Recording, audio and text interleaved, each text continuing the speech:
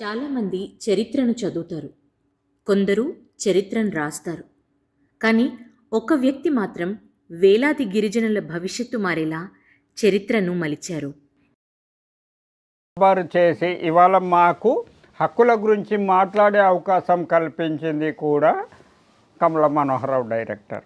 తెలంగాణలోని అశ్వారావుపల్లి అనే ఆకుపచ్చని గ్రామంలో 1919 డిసెంబర్ 20న జన్మించారు పొట్లపల్లి కమల మనోహరరావు.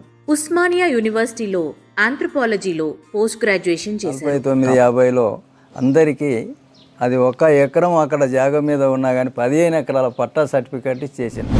ఈ కమల మనోహరరావు ఆయనే మమ్మల్ని చదివించినోడు సార్. ఆయన గోండు, కొలాం, కొండరెడ్డి, లంబాడి, కోయల మధ్య నడిచారు.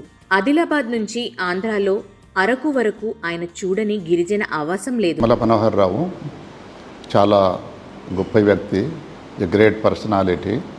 ఇండ్లకు పెంకుటిండ్లు కట్టించండి సార్. ఆ రోజులలో ఒక కుటుంబానికి ఒక ఇల్లు అంటే 100 ఎకరాలు, ఒక్కొక్క ఇంటికి ఒక్కొక్క ఎకరం ఇచ్చిండు సార్. మళ్ళీ అదే మరి ఎట్లా దున్నుకోవాలి, మేము ఎట్లా బతకాలంటే మళ్ళీ ఒక్కొక్క జత దయగలవాడు సార్.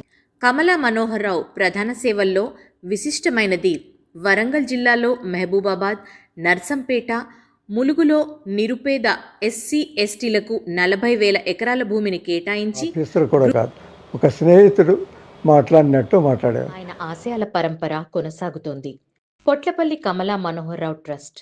ఈ ట్రస్ట్ తరఫున అశ్వారావుపల్లిలో దేవాలయం నిర్మాణం, రహదారులు, తాగునీటి సౌకర్యం కల్పించారు.